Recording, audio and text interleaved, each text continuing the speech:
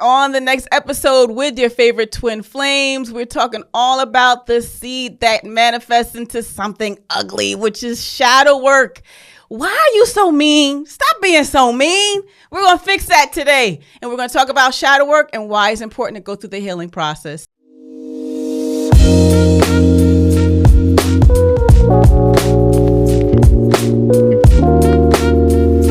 And we're back. Thank you, everybody, for joining us. It's your favorite twin flames.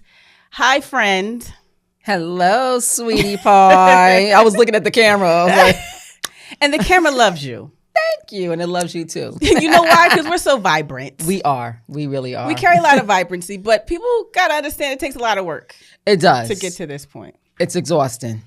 The process is exhausting. It is. It really is. Because you have to keep your vibration high. And then when it lowers, you feel it like a drug addict or not. I've never been a drug addict. But like if I've drank alcohol in the past and when you wake up in the morning. Now she's telling on herself. You're like, I'm not an alcoholic. It's turned into a podcast. It's turned from a podcast to a confessional. Yes, I'm not an alcoholic. But you know how you have a little... drink too much and the next morning you feel like so because we're always trying to keep this energy high, when we don't have the energy high, we feel like we have a hangover. It just feels like very dreary. Yes, we get drained. But you know what's so incredible about people who have been assigned to raise the vibration of the people around them? What's that? The people around them feel it too. They do. But I will say this. People who are light workers and have high vibration, because most of them are empaths, they have to balance keeping the vibration up while the people around them are on lower vibration, because we feel your vibration as well. We do. So we have to stay up here while you're like dragging us down here. So it's a little hard, but that's why we got to get everybody to our level. Yes. Of vibrancy. And how can we get them there? How can we get them there? Because there's a lot of people walking around here in this third dimension, this lower level of consciousness. Yes. And they don't even know where to start with it.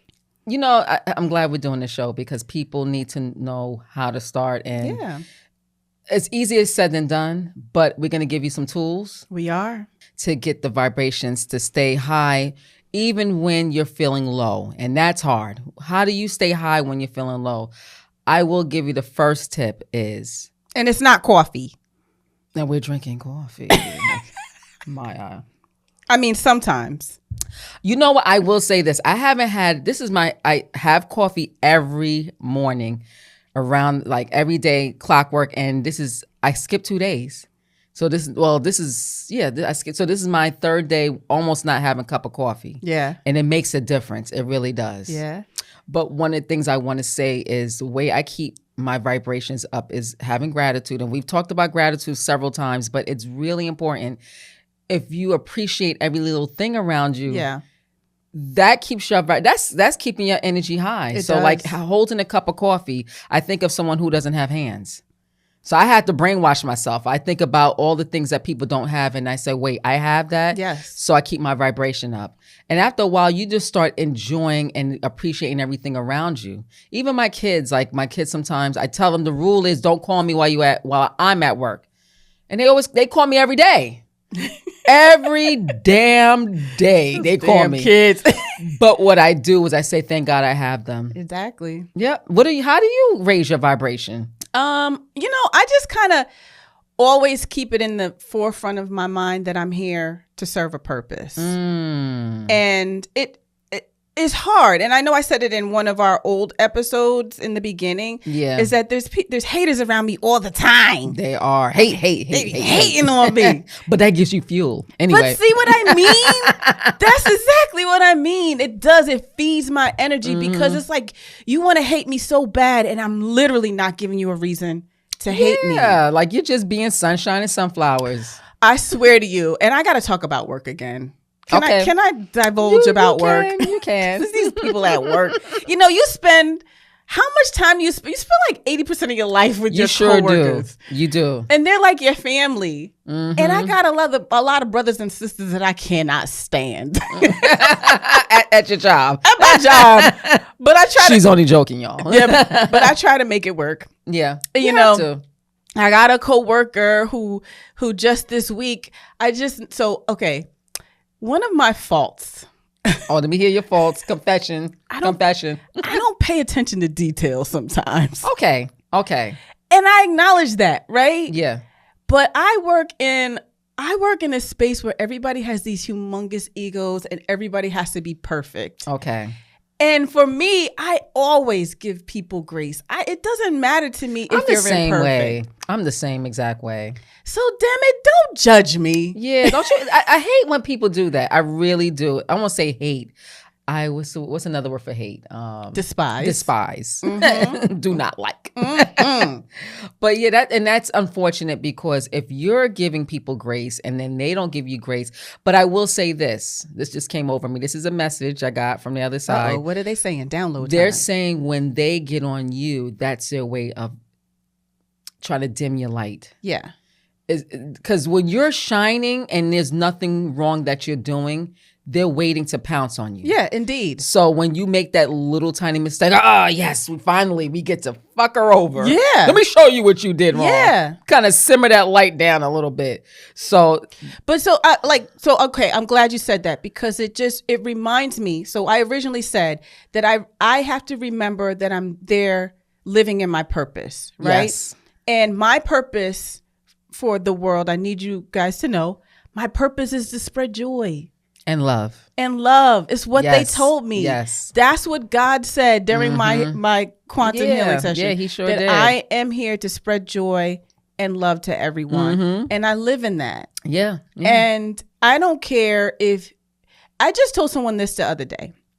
I said, when someone is attacking you, your spirit, or someone is attacking you in general, for me, I still keep my head up. Yes. Number one, because they told me during my session, I have to always keep my head up. I'm always going to have haters, right? Which is cool, whatever. Dust them off. Yes. But when you keep your head up and you just remember what your purpose is just for me to love and to spread joy. Whatever goes on with someone else and whatever they try to do to attack my character, I don't entertain it too much. And you matured with that, because were you like that 5 years ago? So that's really important for people to understand that you weren't born this way. No. You didn't wake up, you didn't come out the womb and, sunshine. Yes. And sunflowers. No, it wasn't like that. Indeed. I had to learn how to have this tough skin. And because I had been enlightened and I was fortunate enough to know what my actual purpose is, which is why I totally recommend that people really find out what your spiritual life purpose is, because it will change your entire frame of thinking. It will. And you know what it will do for people?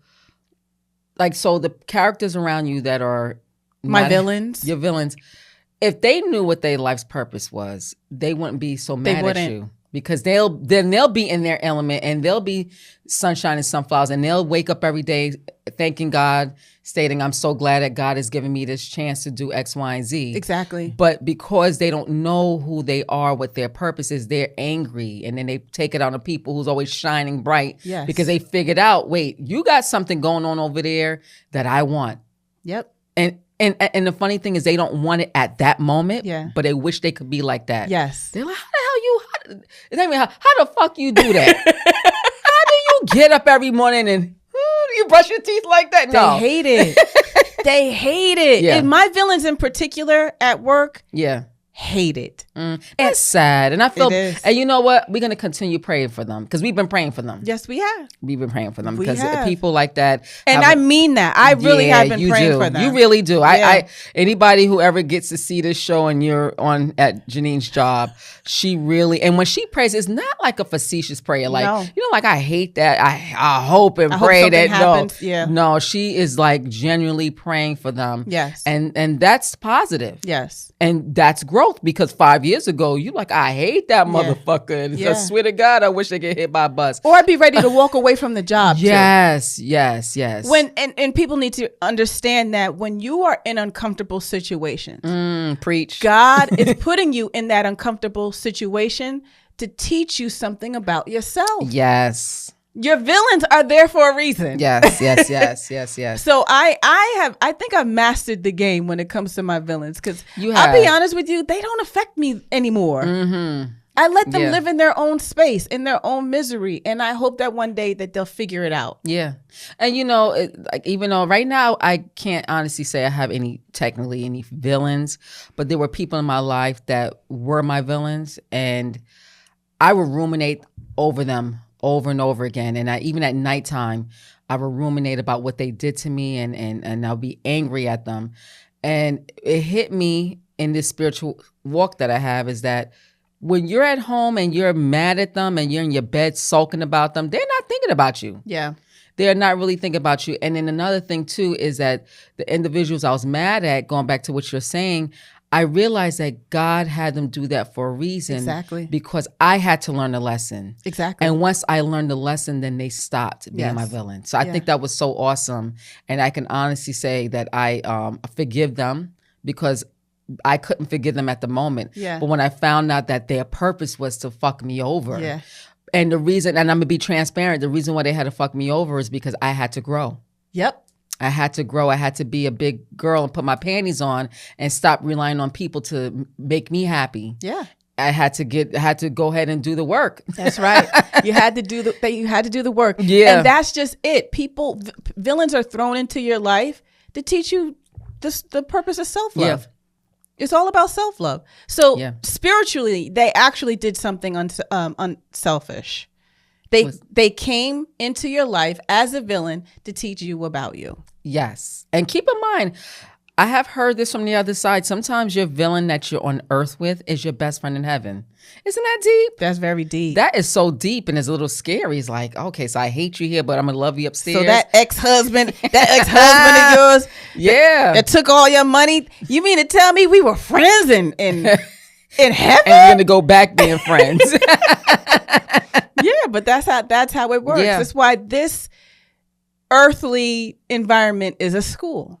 It definitely is. It's a school. We all came here to learn something, and we can't take things too seriously, because all of these physical interactions, these emotional interactions that we go through, which is why I believe that you and I are experts in this subject. We are. And understanding the emotional and spiritual connection. Mm-hmm, definitely. And when we come down here, we are here to learn from each other. Mm-hmm. Period. Point blank. You could be living in a house with your villain too. I need people to understand that. Oh, yeah. So, I know what that's about.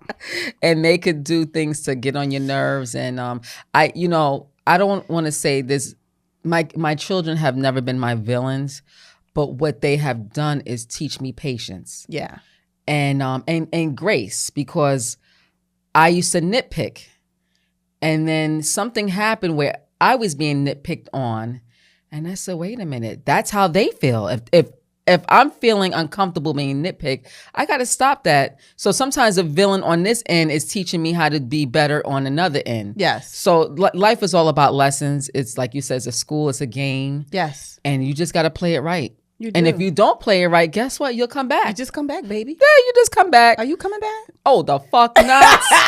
That's why we're sitting here fulfilling our mission, because I am not coming back. I told Janine, listen, I've already created a story in my mind. Hear me out. So I could see myself. I get to the pearly gates and they bring me in a room like this. Okay. But then I see like a bunch of angels start lining up around the corners. And I'm like, why is everybody lining up? And then, so that whoever it is, they sit with me and they say, okay, Keisha, you did a really good job. We are so proud of you. And you checked off most of the boxes on your list.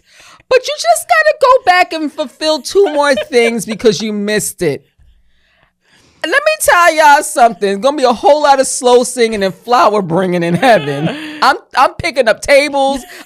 Listen, I'm going to be like Jesus when he was in the market and he was picking up the tables and throwing it. It's so like, hell to the no, to the like, no. Not today. I am not going back to earth. Not today. But